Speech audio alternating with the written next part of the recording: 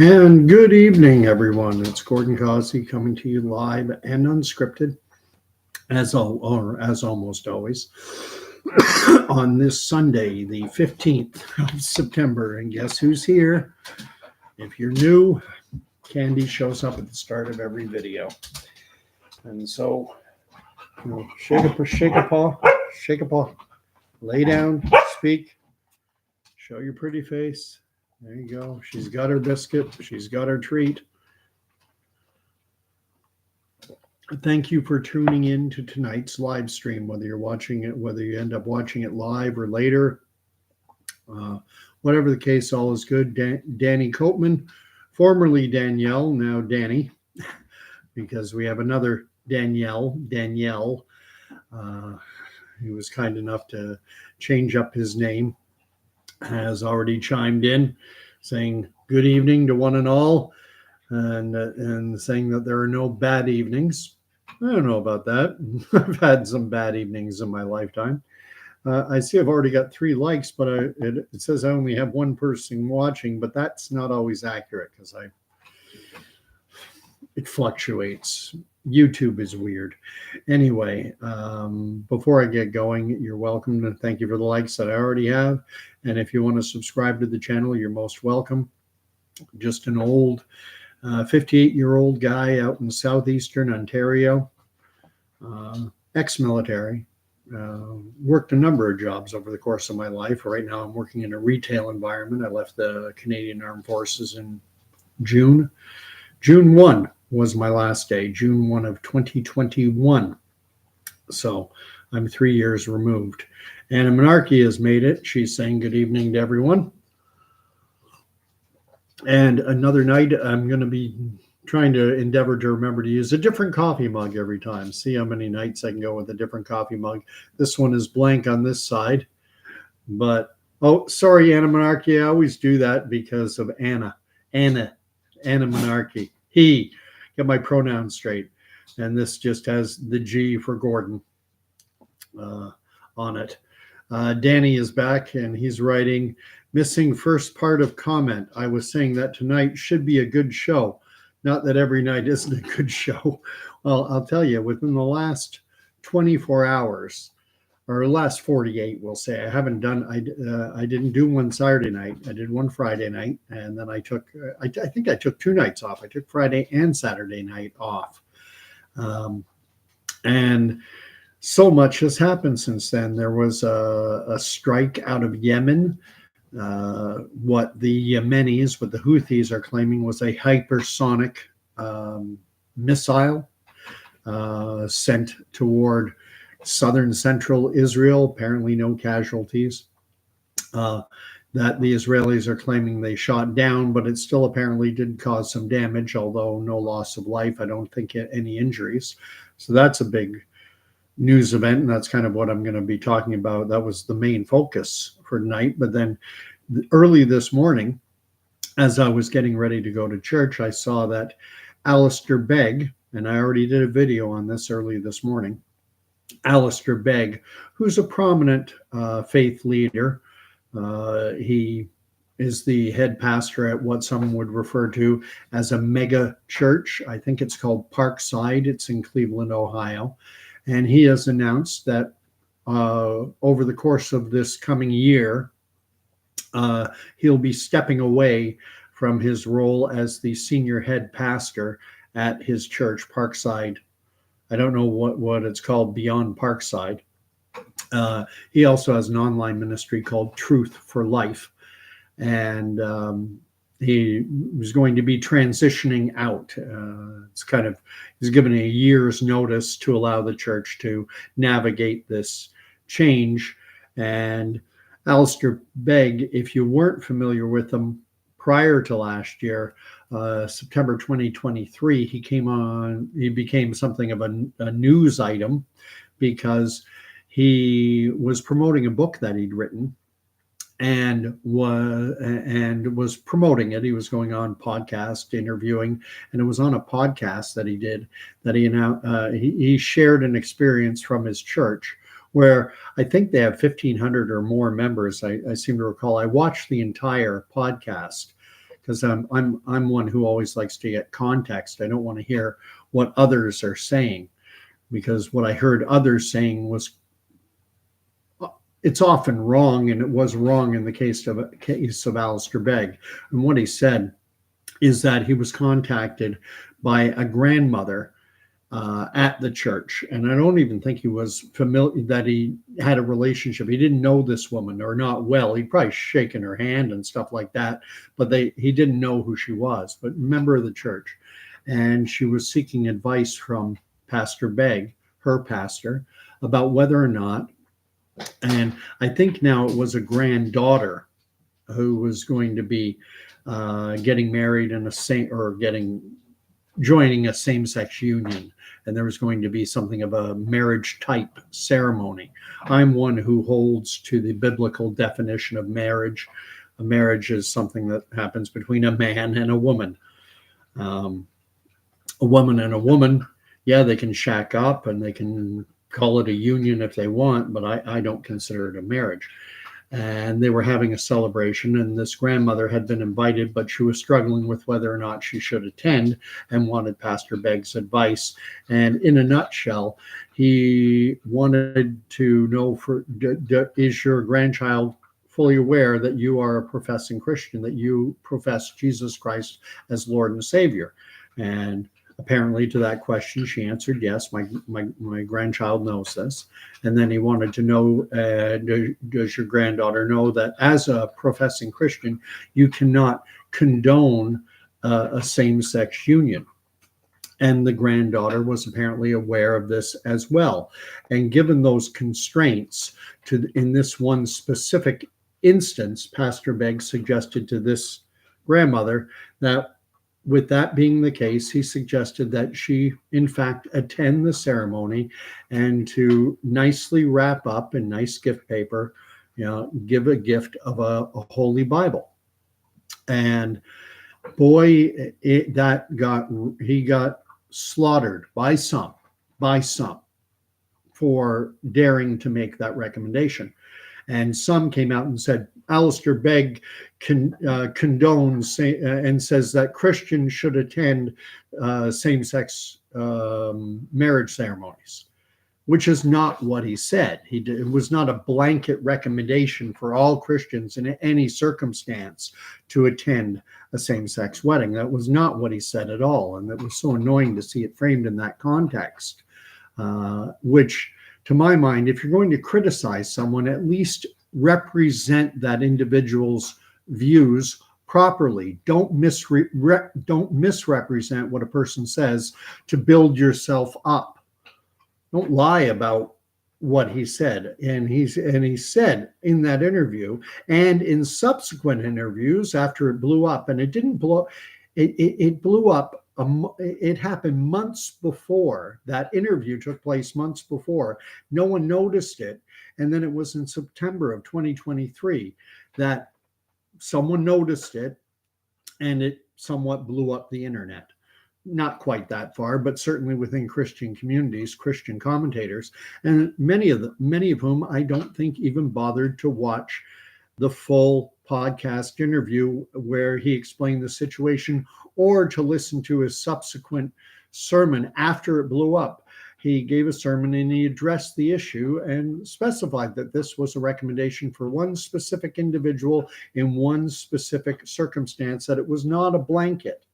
But it makes, if you're opposed to same-sex unions and are opposed to Christians attending, and you want to attack Alistair Begg for his view, he's an easier target if you say Alistair Begg wants every Christian to go to same-sex wedding, and he's wrong. That's called a straw man.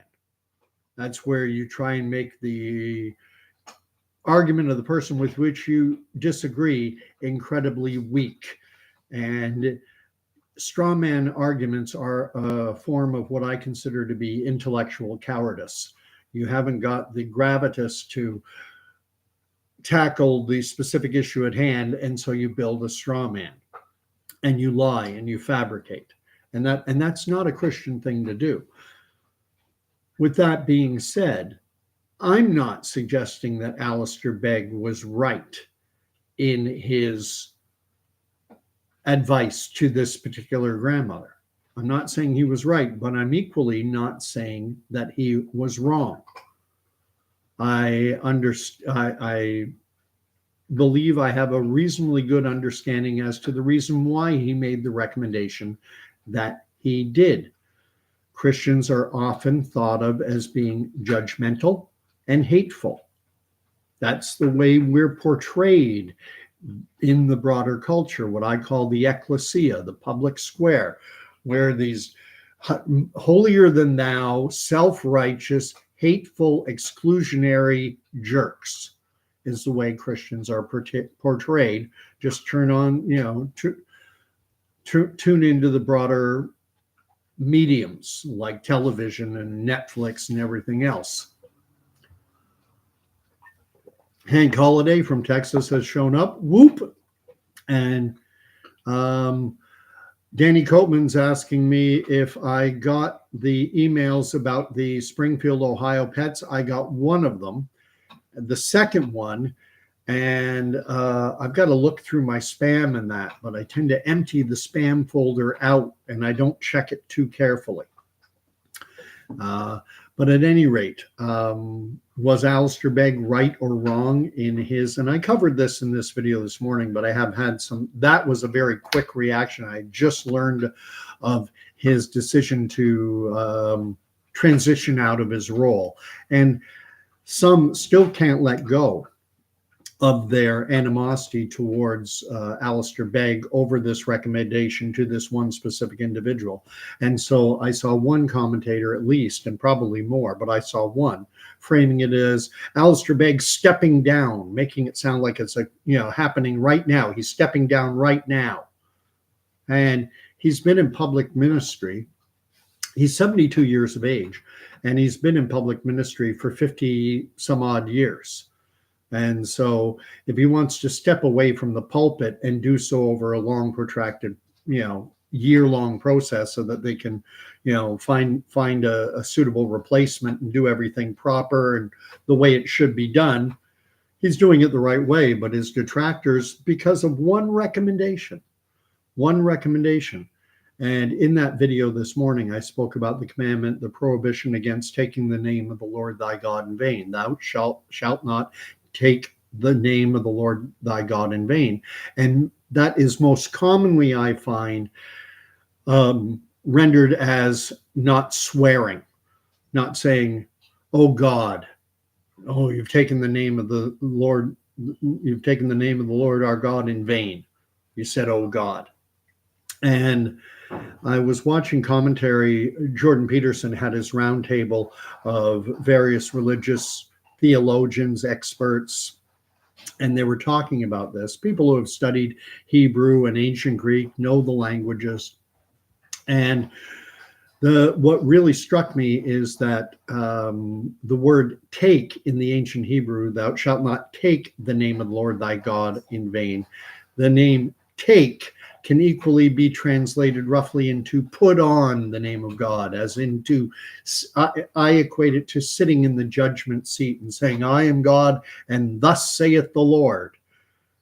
And that, I think, is different from just being on the golf course, hitting a bad shot, and then saying Jesus Christ, as so often happens. You hear the name Jesus Christ more in a golf course than you do in church on a Sunday, because while we live in a very unchristian culture, certainly in North America and Western Europe, I assume just as much, if not worse, it's the name everyone knows, and it's the name invoked whenever anyone is upset.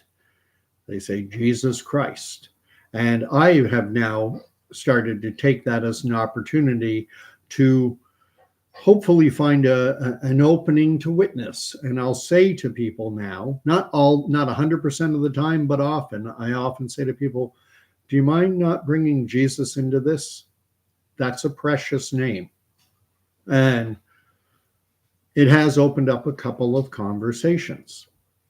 But I don't necessarily, I don't know if that is, I don't believe that's what the commandment against taking the name of the Lord thy God in vain truly means. I think it's putting yourself in the judgment seat of God and pronouncing, thus saith the Lord, especially in areas that are contentious. Now, is there an argument to be made for a Christian wanting to attend a grandchild's wedding type ceremony when it's a same-sex union? And I think an argument can be made. Is it right or wrong? That I don't know. But I'm not going to sit in judgment of Alistair Begg or anyone else.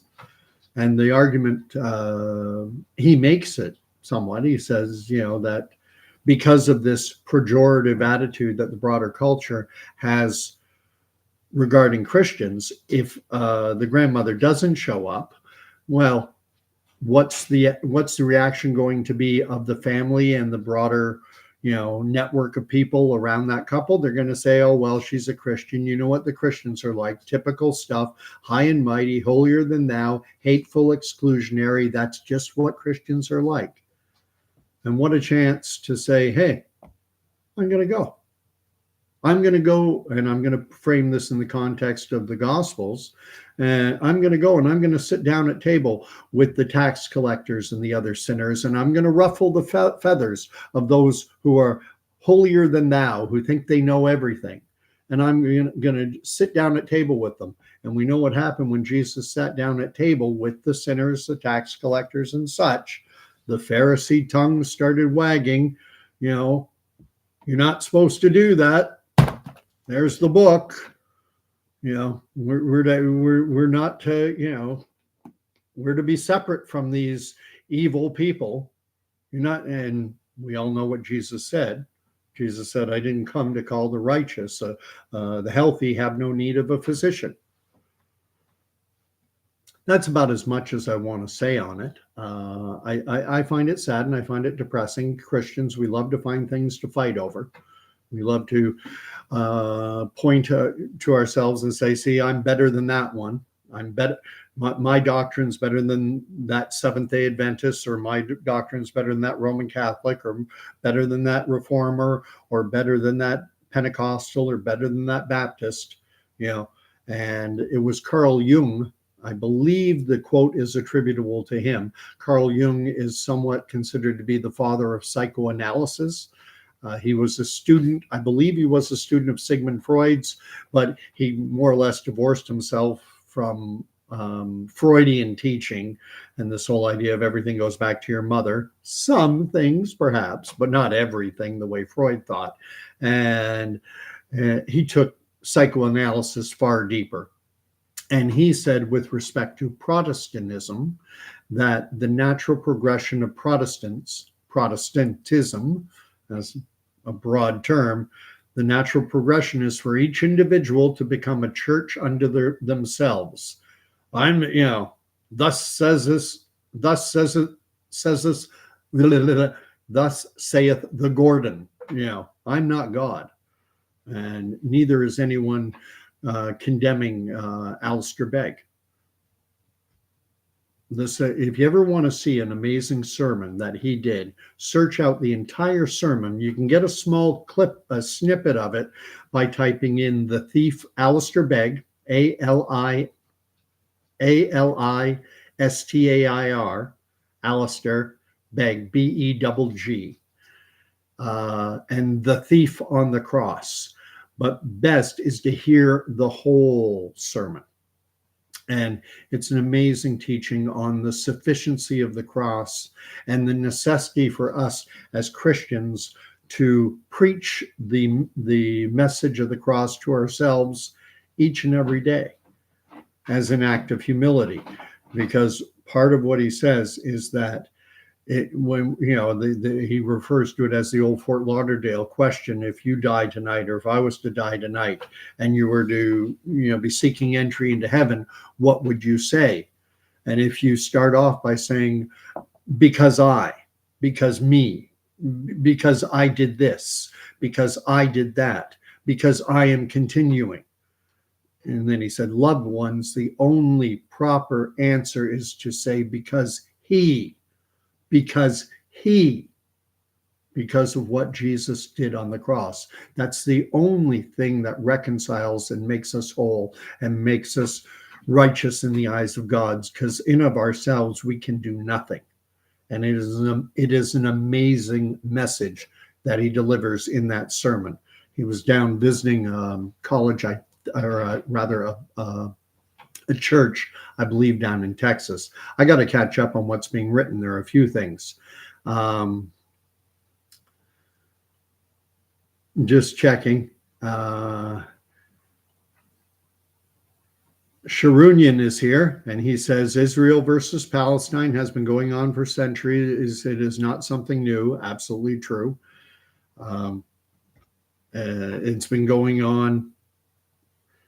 Well, it was going on about 1,200 years before Christ, when at that time when you say Palestine, that is the modern rendering of the term Philistia, land of the Philistines. And the ancient Israelites were constantly at war with the Philistines. They were their natural enemies. So, but the Philistines of ancient Israel are thought to have been people from the Greek islands, Mediterranean, Thrace. Those were thought to be the Philistines of that era. Now, the Palestinians are, of course, predominantly Arab. They're the descendants of individuals who colonized the Levant from the Arabian Peninsula. So the original inhabitants of the Holy Land, of what we call Israel or Palestine, call it whatever you want, the original inhabitants would have been Canaanites. And Sharunyan's asking now if I heard about a Jeep that ran over a police cruiser.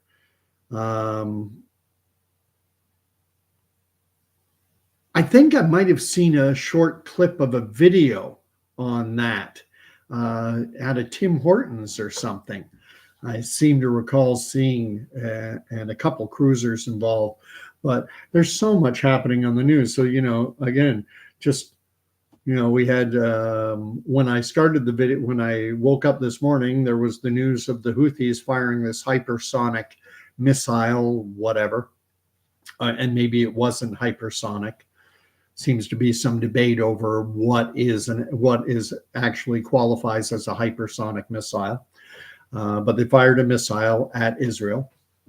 The news about Alistair Begg, and then, of course, the news story that is sucking all the oxygen out of the internet right now at this moment is what appears to be another assassination attempt on Donald Trump at his Florida golf course, with a guy by the name of Ryan Routh pointing his gun through the fence around the perimeter of the golf course. And there's all kinds of speculation on that.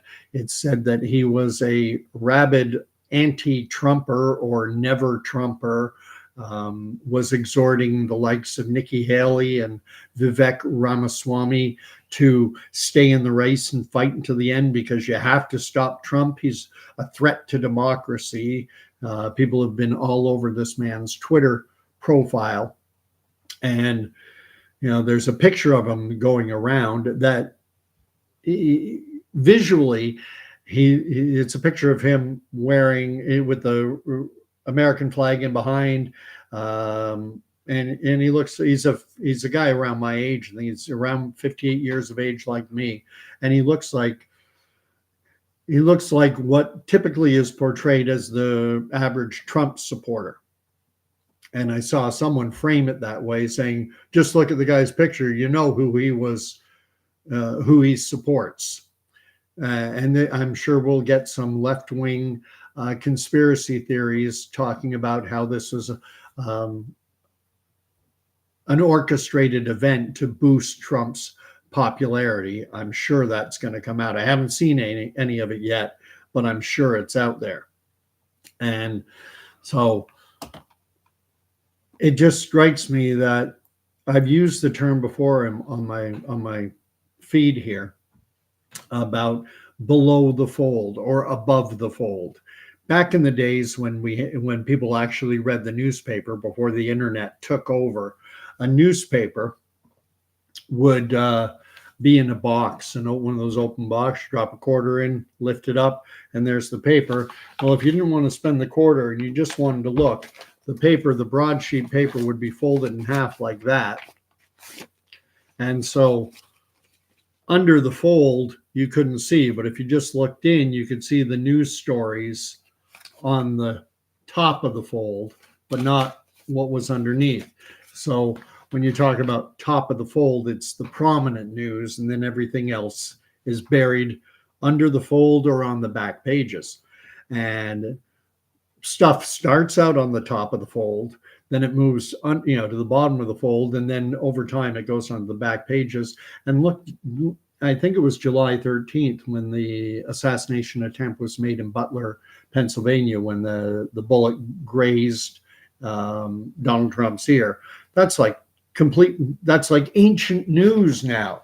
It doesn't even get talked of. It doesn't get mentioned because so many things have happened since then. We had the whole boxing controversy, and are these men and are these women, and everything around that. And then there was Joe Biden dropping out of deciding he wasn't going to seek re-election anymore. Then you had the Democratic National Party, or the DNC, Democratic National Committee, I guess. You had them circumventing the democratic process and just saying, here's your candidate. It's Kamala Harris. Well, we didn't vote for her. It doesn't matter. That's who we're installing her as the candidate. We're to heck with the primaries, to heck with voting, to heck with 200 plus years of established democratic process in this country. We're just going to tell you who your candidate is. And I don't think there was enough blowback on that. But again, now that's yesterday's news. Everything seems to have a shelf life of just 1 or 2 days. Even the war in Israel has now been pushed to the back pages. And the war in Ukraine, between Ukraine and Russia, isn't top of mind anymore.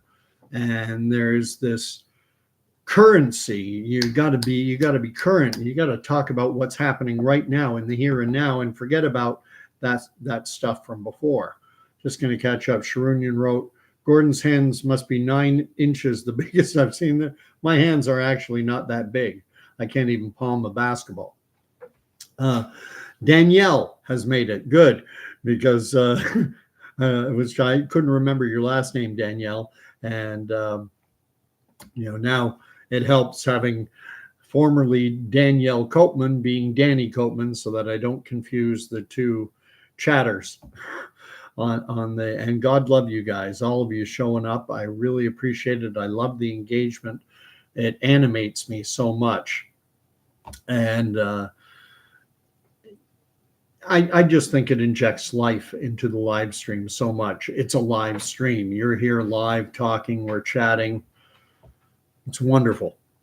But at any rate, what I want to talk about is what I consider to be the most significant, the most important, and the most central news story unfolding in the world today, even though it's been pushed somewhat to the back pages. And that's, of course, the war in Israel, or the war between Israel, Hamas, Hezbollah. The Houthis have just popped back into prominence with the launching of this missile that might or might not be hypersonic. Apparently, this term hypersonic is somewhat problematic. Hypersonic means it moves faster than the speed of sound, but they say now that hypersonic has to move significantly faster than the speed of sound. It's just not, you can't just go 1.2. You got to be up around 3 or 4 times the speed of sound to truly be hypersonic. And they also fly at low levels to avoid radar detection, which could raise issues for anti-ballistic defense systems like Israel's Iron Dome. And that might explain why it was able to get so deep into Israeli territory if it was flying at a low altitude. And Human is here, and Human is from London. And there are two, well, there's at least two Londons. There's Joliot, London, England, and then there's London, Ontario. Curious as to which one. Are you on this side? Are you on which side of the pond? On the North American side or the British side? Notice I won't say European side. England is technically part of Europe, but you might get into trouble over in England if you refer to well, you might anywhere in England if you refer to an Englishman or an English woman as a European. They consider Europeans to be different. And Sheriff of YouTube is here. Sheriff is answering for human and saying London, Ontario. Now I have Danny, who's from Montreal, saying the SR-71 Blackbird was capable of up to Mach 3.5 and was still referred to as supersonic. Supersonic, hypersonic, and human is an original Londoner. So I'm going to assume that's from Joliot, England. Very good. And Sheriff said UK people don't say they are from London, plus it's 8 hours ahead. Yep. People do get up at 4, 5, 6 in the morning, so it does happen. I have Sojourner Didymus Thomas, who comes on quite frequently, and he's all the way in the Netherlands. And nothing's trivial. I mean, yeah, hypersonic, supersonic, labels get stuck on things. I think you're going to see the Houthis trying to make a big deal out of it and the Israelis somewhat trying to play it down. I think Israelis are very much on edge. But in the subject line to this, I wrote that it's a war that both sides want.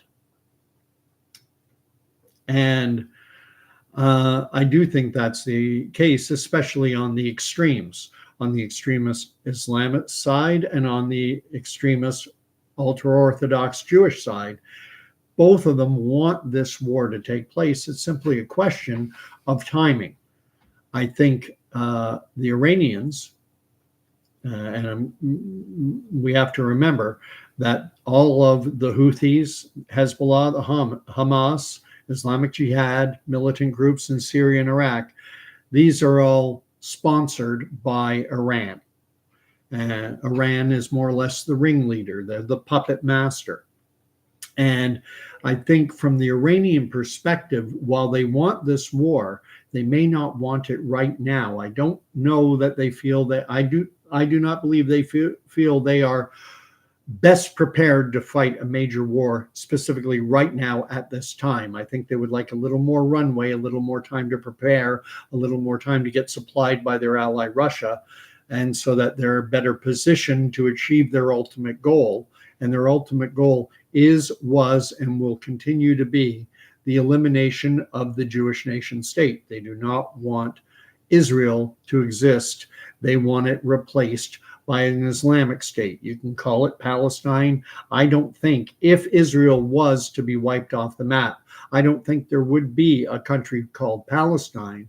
I think what would happen is the Iranians, the Saudis, the Egyptians, the Syrians, I think you would see the Islamic world going to war one against the other, trying to take over the territory, which is what happened back in the 1948-1949 war. What happened then was there was a common enemy, the Palestinian Jews, and they had to be killed first. They had to be wiped out first. And then, as it was, Egypt grabbed a chunk of the former mandate that Great Britain had abandoned. They grabbed Gaza. And the Jordanians, they grabbed the West Bank and they grabbed East Jerusalem. And they didn't create a Palestinian state. They just incorporated their newly conquered territories into their respective countries. Gotta catch up. Sharunian's writing, have you been to the Fiji Islands? You should go there. That's a long trip. Might as well fly to Australia. If I ever go to Fiji, I'll do it on my way to Australia. And I haven't been there either. And Sheriff says that he was wrong about our friend Human being from London, Ontario, but whatever the case. And Sheriff goes on to say that nobody is getting eliminated by anyone. I don't believe that's going to happen either. I don't think, well, ultimately, I think we're heading into what could very well turn out to be the Ezekiel 38-39 war. I think it's chapters 38-39. Basically, in broad strokes, I've said it many times, much of the Islamic world surrounding Israel, with the Russians and maybe even China and North Korea involved as well. A ring of fire, as it's sometimes called, surrounding the nation state of Israel. And I think it's entirely possible that Israel could lose the backing of the United States of America, because if Kamala Harris ends up assuming the presidency, then I think she is far more beholden to this woke leftist agenda. She said we need to be more woke, and we know, when it comes to this whole conflict between Israel and Iran, you got the LGBTQ, etc. For from the river to the sea, they're siding with Iran, which is the ultimate irony. A country, a gay man or woman in living in the Gaza Strip or living, in Iran, would be thrown off of a building. You talk about the least tolerant toward sexual behavior that, and anything outside of the confines of a consecrated marriage. You're not going to get let he who is without sin cast the first stone, not in a fundamentalist extremist Islamic country or from an extremist Islamic society. And yet that's who they're supporting, because I put it down to hatred of Jews and all things Jewish. I don't like the term. I've said it many times. I don't like the term anti-Semitism. It's too unwieldy and it's not accurate enough. It's hatred of Jews and all things Jewish. And there are so many reasons for it. A lot of it is based on ignorance of history. So many who espouse this view that Israel stole the land. They don't know their history. Stole it. They fought nearly a year-long war from May of 1948 until March of 1949. Yes, 8 or 9 month long war. People fought, bled, and died to establish a Jewish national homeland in what previously had been the British Mandate of Palestine, and what before that had been part of the Ottoman Empire, part of their Syrian province. Was never called Palestine. Anyway, I'm just going to catch up.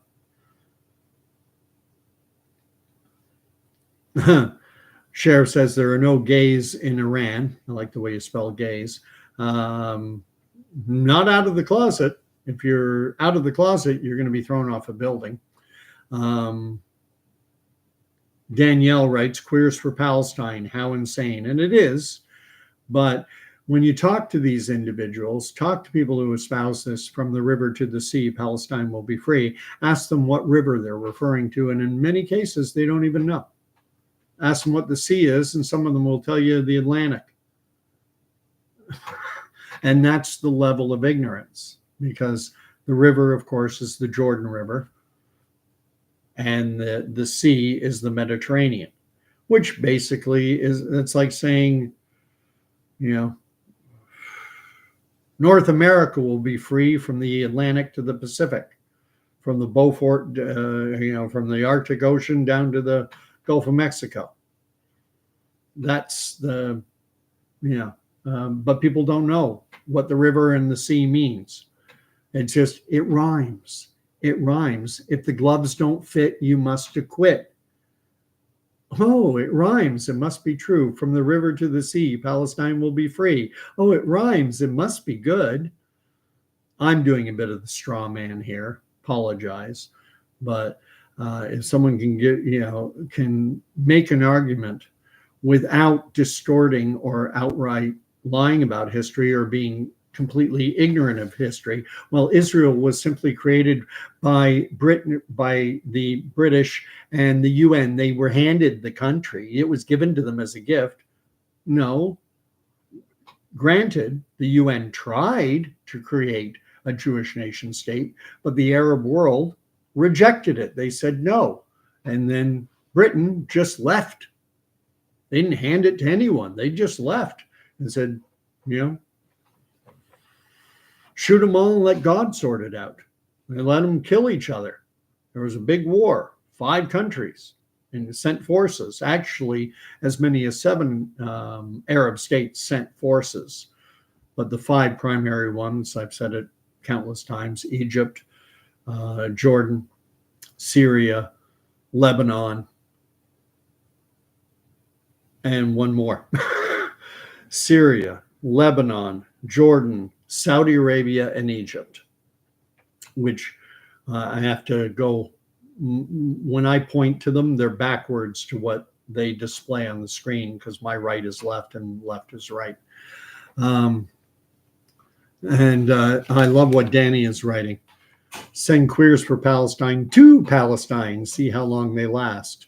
Oh yeah, that would be great. Send them to Tehran. I'm just going to read up. Danny's writing, everyone wants to visit exotic places, yet don't know their own backyards. We must visit our own country first. God lives in our Rockies. Amen. Actually, it was funny. My young guy, when we were talking about, a vacation, if we could go anywhere in the world, they said, first place we go, Quebec City, La Ville de Quebec. But I also, after that, said, after we've seen Quebec, then we'll start thinking about other places in the world. But at the same time, I kind of like I like the idea of driving. I like driving vacations. That's how we went to Newfoundland, went to New Brunswick, did a vacation down there, the Acadian Peninsula, then down to Moncton, the Hopewell Rocks, where they have the Bay of Fundy tides. I've driven all the way from the west coast of the United States all the way to Toronto when I was a kid, through Yellowstone and seeing Mount Rushmore and all kinds of things. And Danny, you're absolutely right. Even Ontario, there's so much to see. Manitoulin Island, gorgeous area. Sudbury, Manitoulin Island, Sudbury, close to each other. There's so much to see. One of these days, I have to make my way up to areas further north, like Timmins and Kapuskasing, Iroquois Falls, and places like that in the summer. I don't want to go in the winter. So let's read on what's being said. Sheriff is writing, if you wear a Trump hat this week, you will probably hit 1,000 subs. I'm at 970 plus. And I have a few jokes kicking around, but I one in particular, but I got to do a video just of a couple quick little jokes, and that'll probably boost the numbers. People seem to like jokes, and I just hope that if people tune into the jokes, that then they decide, hey, maybe this guy has something to say on other topics. Maybe I'll listen and get a different perspective, a perspective that quite often is canceled in today's culture because you got to be an Aboriginal female homosexual with a disability to get into the popular or the mainstream legacy media. If you're, sounding a bit like a broken record, talking about the, being the poster child for cancel culture, Christian, old, white, male, straight, just cancel, cancel, cancel, cancel, cancel. But YouTube is somewhat democratic. I can't say everything I want to say exactly as I want to say it, especially when it comes to all things COVID related. But that seems to be the only area where I get into trouble.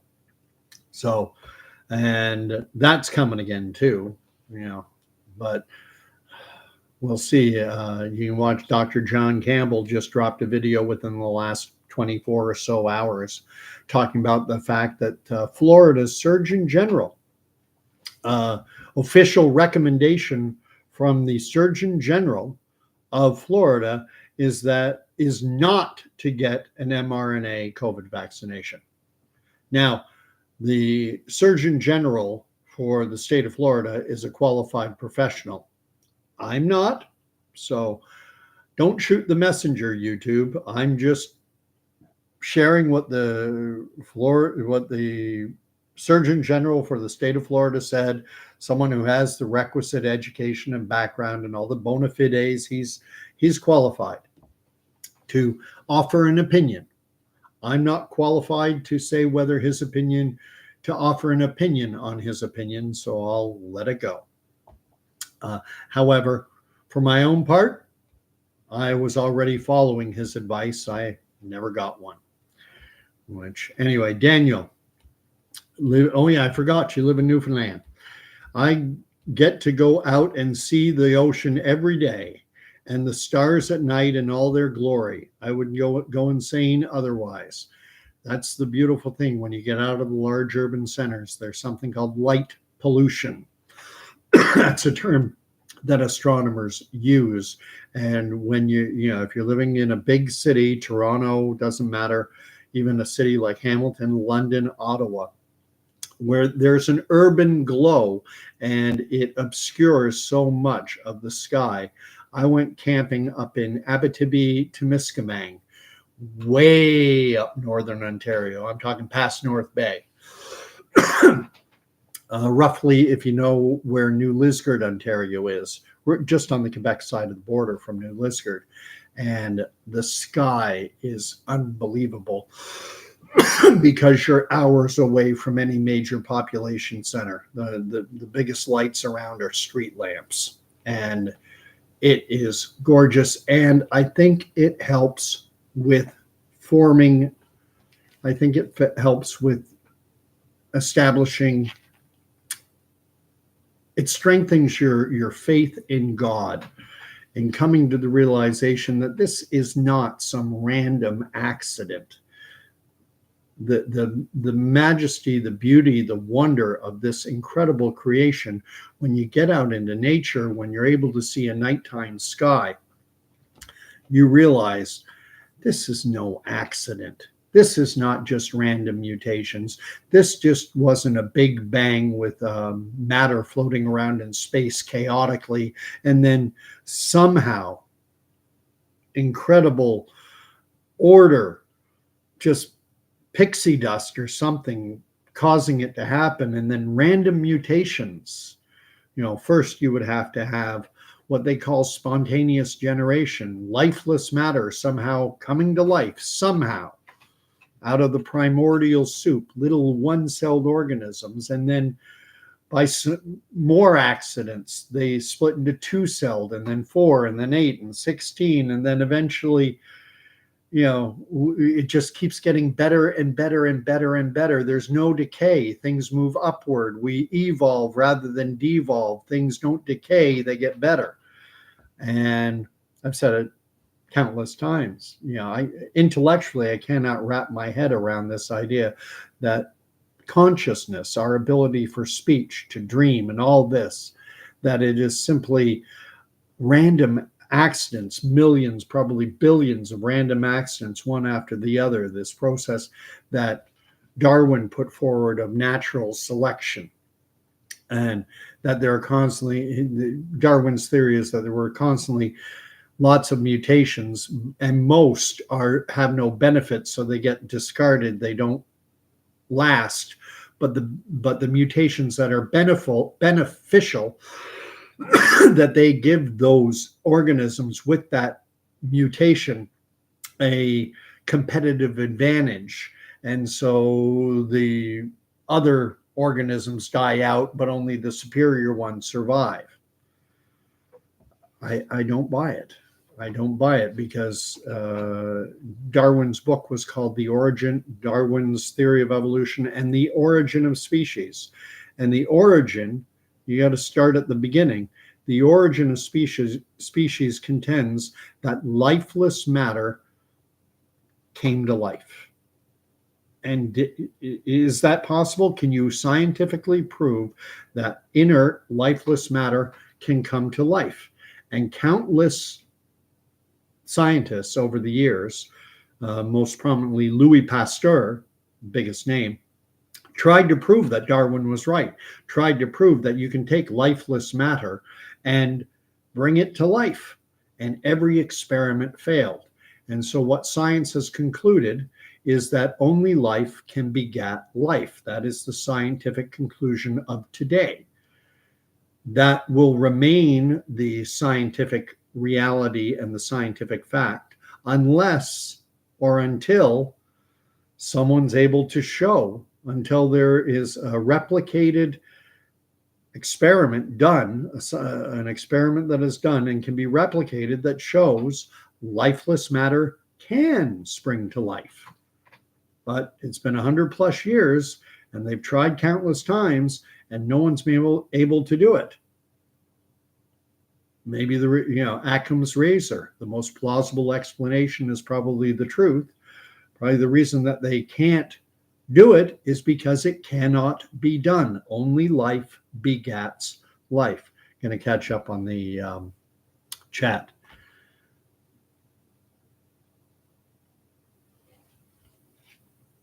Danny Copeman is writing, freedom and free speech is never free, must be fought for and taken.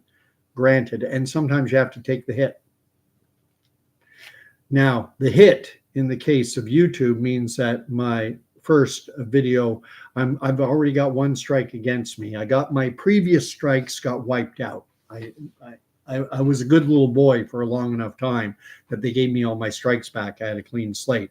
But then I got a warning, then I got another strike, and now if I get another one before they get erased, then I'll be shut down for 2 weeks. I think that's the amount of time, maybe a month.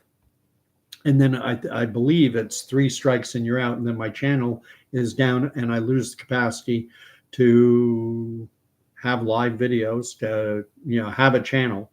And at least I'd have to get a new IP address probably and all kinds of stuff, and then would have to do a total reboot.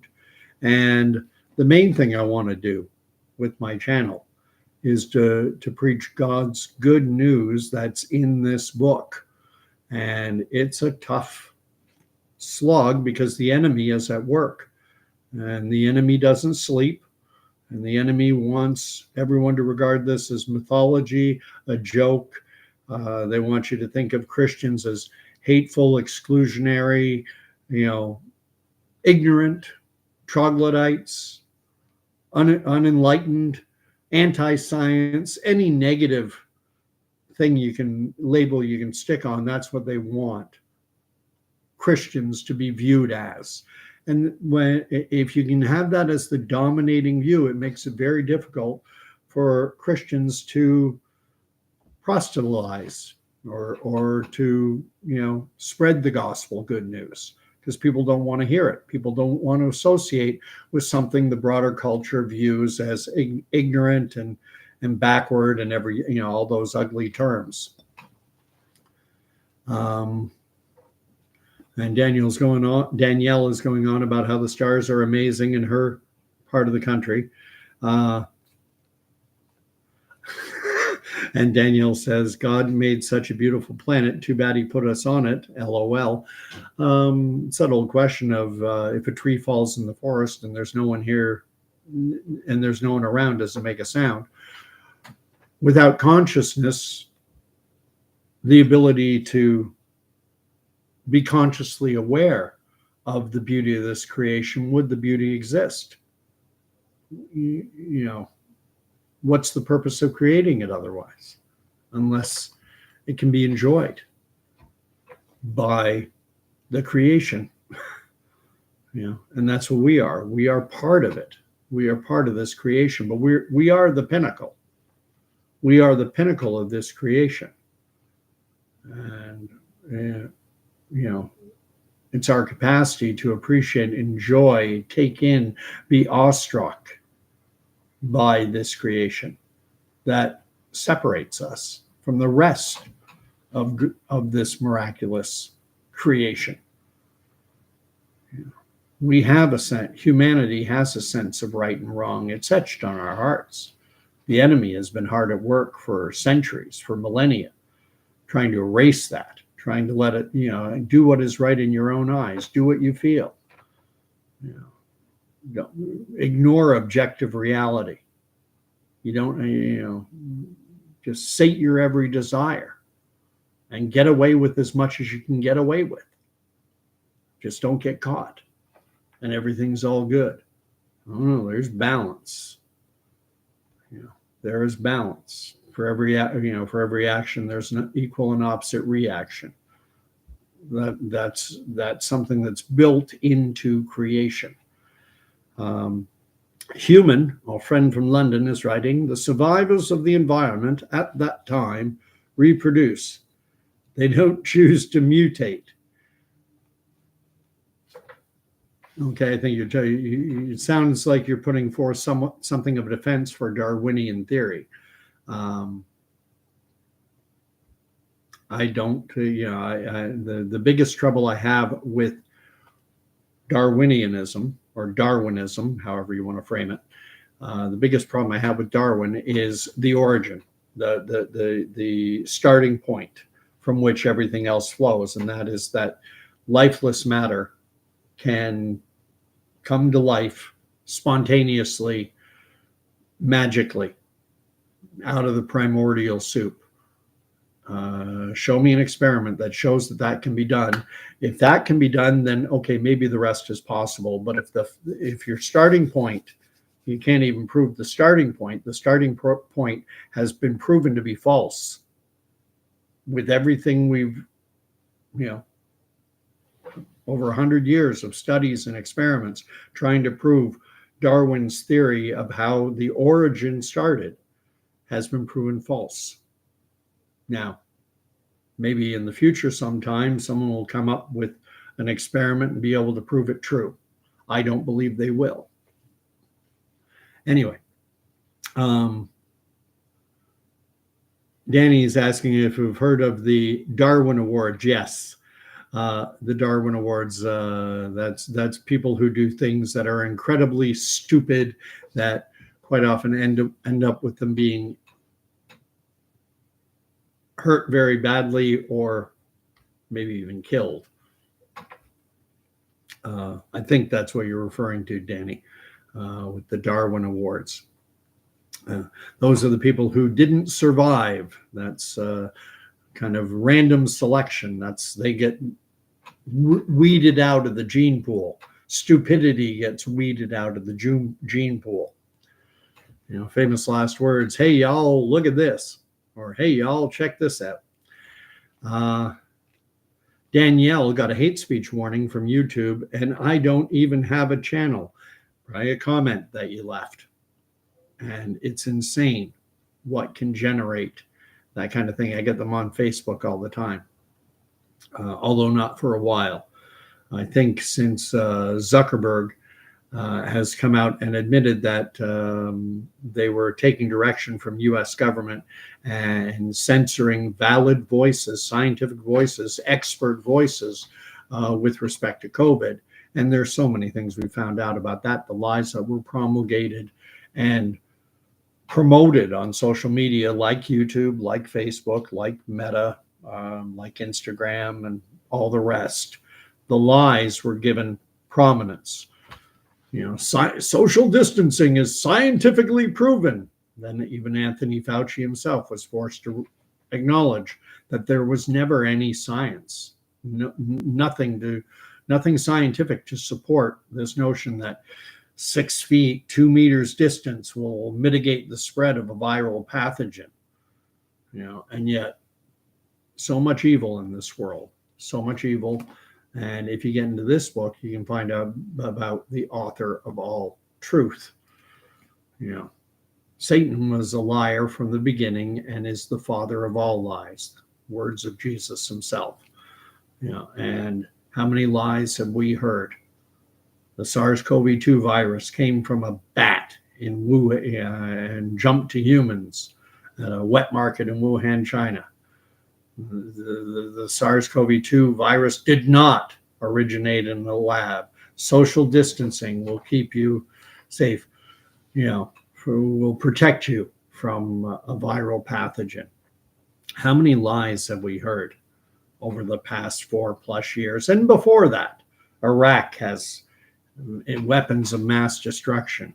If South Vietnam falls to the North Vietnamese, then Singapore, Malaysia, South Korea, the entire all of Southeast Asia is going to flip over to communist. Another lie, lie after lie after lie. Yeah. And we can go on to 9/11. Yeah.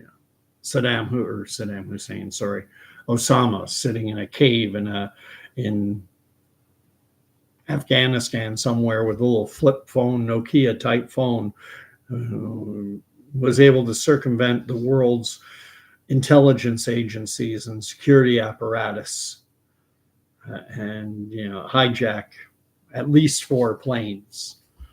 And Building 7 just collapses because of a fire, something that never happened before in history. Never happened before, hasn't happened since. Steel frame buildings that catch fire do not just collapse in on themselves like a classic planned demolition. Never happened before, never happened since, but on that day, three buildings collapsed, but only 2 were hit by planes, and even then, 9/11. Anyway, I'm going to read up, and then I'm going to head to bed myself.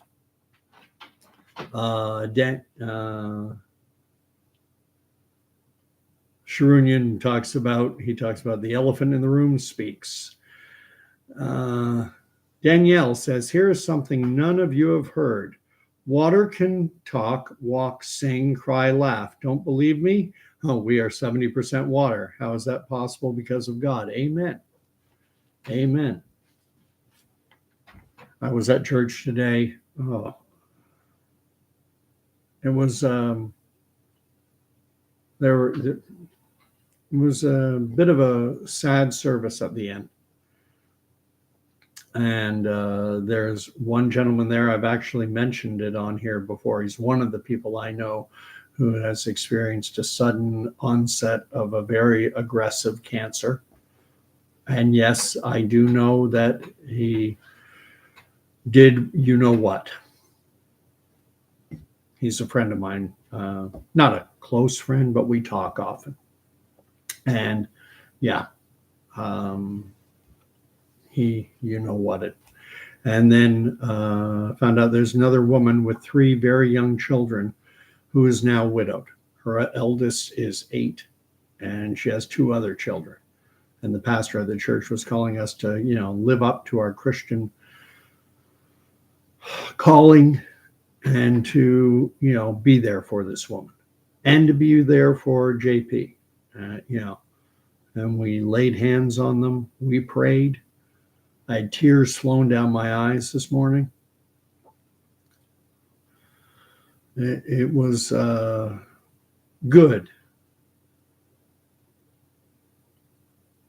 which sounds weird to say, but that's where you get in touch with your humanity, is when you're feeling when tragedy strikes.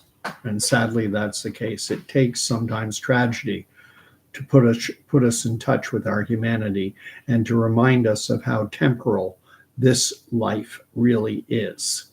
This life is temporal. I call it the temporal plane, but this is not the end. This is not the end, and that's why this world needs Jesus Christ. Because, for God so loved the world that he gave his only begotten Son. You don't have to take it. That's an offer, but you don't have to take it. You're not required. You do have free will. You can try and do it on your own. And what brings people to faith most often is tragedy and the realization that this life can be so hard that sometimes you cannot do things on your own. And you got to reach out your hand. Danny Copeman Danny Copeman is writing. I'm just going to say I agree with him 100% about, well, I won't say 100%. When it comes to 9/11 and whether or not planes were involved, I listened to everything, and all I know is that the official version is it's a crock. It's garbage. As to what really happened, I don't think we'll ever know definitively. All I know definitively for my own part, you will not convince me that the official version is what actually happened.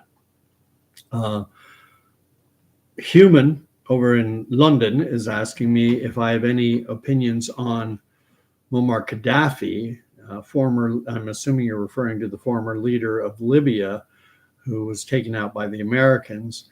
And it's been so long. It's been such a long time. It's got to be 10, 12 years ago or more since he was taken out. And I'd have to do some more reading up on it since then, because I think with Gaddafi, I think there were some positive elements. I think generally, you do not go up against U.S. hegemony. If you do, you're going to be in trouble. When the second Gulf War broke out, when they took out Saddam Hussein, at that time, Iraq was talking about opening up an oil bourse, an exchange for oil that was going to stop trading oil in US dollars, and they were going to switch to either the ruble or the euro, an alternative currency. And that would, the US dollar is still, even today, the world's #1 reserve currency, and that would destroy that. And some powerful interests did not, maintaining the US dollar as the primary world reserve currency. I mean, this is getting into economics and the fact that currencies are all fiat currencies. They have no tangible hard value. It's all perception of value. And what happens is all the countries that are trading in oil, they have to keep huge trillions of dollars of US dollars on account. They have to have holdings in the trillions of dollars. And if all of a sudden world oil started to trade in rubles or euros, or at least a significant portion of the world oil trade switched from US dollars to a different currency, then you would have the potential for the US dollar to absolutely tank in value, because everyone would be looking to shed US dollars and to buy rubles or euros or some other currency. Maybe this BRICS will be the one that does it. We're coming to an inflection point in history that happens with every empire, with every global system. We had you had the Roman Empire, and then it imploded on itself, and then out of that came this Middle Ages system of feudalism, and that dominated much of the Western world. Feudalism, the king and his earls and his lords and his dukes and everyone else, and you were placed in, then at the bottom, the serfs, the plebes at the bottom. And then that got turned over, started around the 1500s, the so-called Renaissance, the Enlightenment age, the Reformation, and we entered a new age, and that's been running for about 500 years. And now it's running out of gas, and it looks like, a great reset is coming. But it's not going to be the great reset of Klaus Schwab, Yuval Noah Harari, and the World Economic Forum, UN types, SDGs. It's going to be a godly reset. But how long will it take? That I have no predictions.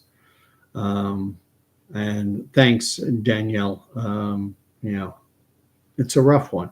And when someone's in your church, they're part of your family. And I've got to take that to heart. I'm going to the church on Tuesday. Going to be talking to the pastors about seeing what I can do, and about some other things too. Danny's writing that a lot of people will leave us way prematurely. It's already happening. Unfortunately, they thought that they were making the right decision. Too many of them did it because they felt coerced, that they felt they had no choice.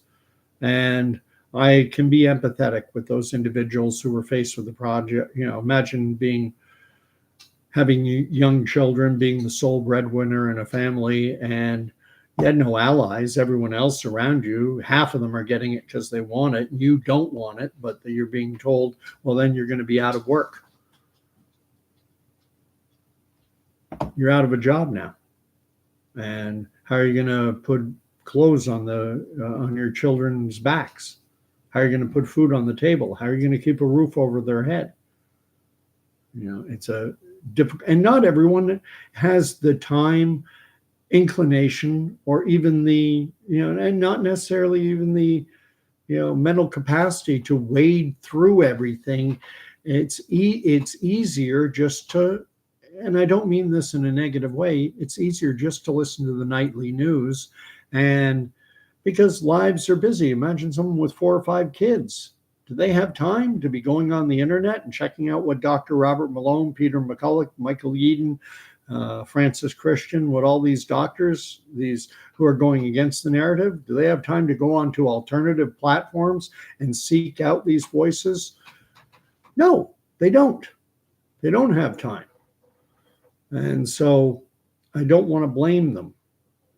And I'm not going to blame them. I'll blame those who, Anthony Housefeather admitted in Canada's own House of Commons during parliamentary hearings that the reason that no one can see the contracts that our own government signed with the Modernas, Pfizers, etc. The reason Canadians cannot see these contracts without signing a non-disclosure agreement requiring you to look at it and then shut your mouth and not tell anyone.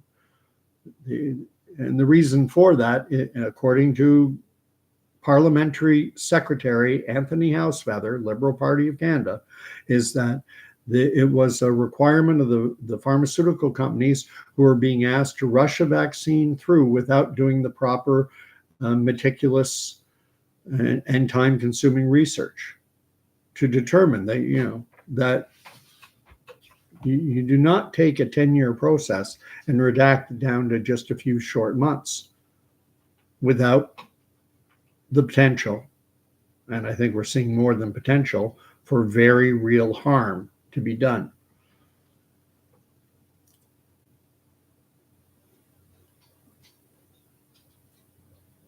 No worries. Gaddafi was an interesting figure. There's the way he was portrayed by our media, and I, back when he was alive, I was circumspect about our media, but not nearly as much as I am now. You need to look at everything through, almost, and it's hard. Danny Coleman saying that he got footage from a lost newsreel that just shows the second tower just exploding with no plane in sight. Another one for you to send me, maybe. Danielle writes, the U.S. deficit is 35 trillion. They say it would take 30,000 years just to count from 1 to 8 trillion. Oh, it's insane, the amount of money. Money is notional now. It's notional. Again, we abandoned the gold standard over 100. I think it's got to be over 100 years ago.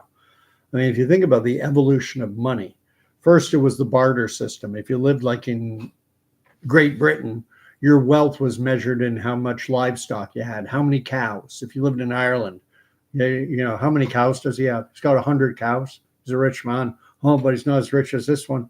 He has 1,000. 1,000's a lot more than 100. And that's where your wealth was measured, by things like livestock. And then currency has been around for millennia.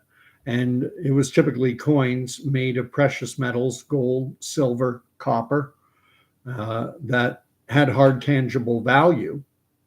The metal in of itself had hard tangible value. People wanted the metal. It had uses. And in gold, just, for things like jewelry and that, but it was sought after. People wanted it. And coins were, it was based on the value of the coin was based on the value of the metal and what the coin weighed. The more the coin weighed, the more it was worth. And that stayed the system well into the 1700s. And then at some point, 1700s, the use of paper currency became more popular because people didn't want to carry around boxes full of precious metal coins. So paper currency started to come out. And at first, people didn't like that paper currency because it didn't seem real. But eventually, over time, paper currency, and they were called gold certificates or silver certificates. And the money was, they were leveraged against, they were almost like a check written, backed by actual hard, tangible assets like gold, silver, copper.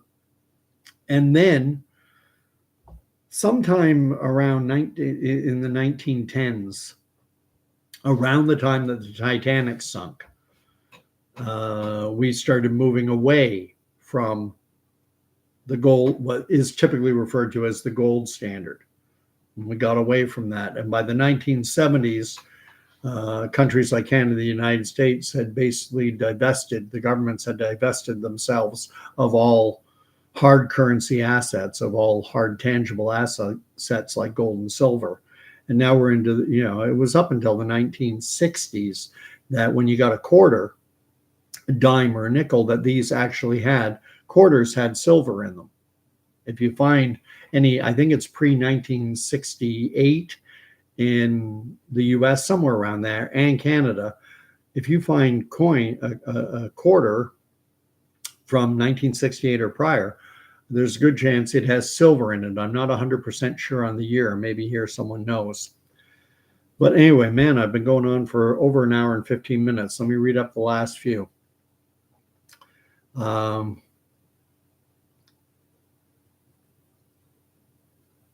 Looks like I've covered just about everything that's been talked about in the real chat. Please, Danielle, let's not get into the whole flat earth thing, flat earth, round earth, heliocentric, geocentric models, because that opens up a whole new can of worms. That there are videos on YouTube that go on for 3 hours talking about heliocentric, geocentric models. So I'm going to end it there. No great little bow to tie this up in. The war in Israel, I mean, that was the subject line. I hardly touched on it, but that war is coming. Will it blow up into this Ezekiel 38, 39? Time will tell, but it is escalating. And I can definitely see it. I could see it getting to that level. We're not there yet. There are a number of steps that have to come first. I've read the entire Bible cover to cover, but there's so much in there that it's easy to miss little things. And one of them is Isaiah 17. If you want to go into that book and just look at Isaiah 17, where it talks about the destruction of Damascus. And that's the capital of Syria, even today. There's so few countries still around that, we hear about Put and Cush and the Hittites and the Amalekites and the Jebusites and the thisites and the thatites. And so many of these places aren't around anymore. But Syria, Damascus, mentioned in the Bible, is. And I'll just end it with a little bit from Isaiah 17, if I can get to the page. Isaiah 26, 14, 17. Isaiah 17, starting in verse 1. An oracle concerning Damascus. Behold, Damascus will cease to be a city and will become a heap of ruins. Her cities will be deserted forever. They will be for flocks, which will lie down, and none will make them afraid. The fortress will disappear from Ephraim, and the kingdom from Damascus, and the remnant of Syria will be like the glory of the children of Israel, says the Lord of hosts. It's the word of the Lord. Thanks be to God. There are some Bible commentators suggesting that that's another tick in the box of so-called end times prophecy, that we will see the destruction of the city of Damascus. And considering the fact that Iran has proxy forces in Syria and Iraq, could Damascus be a target? Entirely possible. Anyway, thank you very much. There, Danny did it. He put up his Jesus is King. He is the Lord of Lords. He is the name above every other name. And I implore you, as lovingly as I can, anyone who is not in relationship with Jesus Christ, I implore you, get into his word, find a faithful gospel, full gospel church, and attend. It won't be perfect. You're not perfect. The church, no church is perfect. The pastor won't be perfect, but maybe you can help them. Maybe you can help them attain a higher level of perfection. Be humble and, bow that knee, confess Jesus is Lord, give him the wheel. So may the Lord bless and keep you. May the Lord make his face to shine upon you. And even in these troubling times, may the Lord grant you peace. I don't ask for any money on this podcast station thingy, whatever you want to call this. But if you do want to hit the like button, I do appreciate that.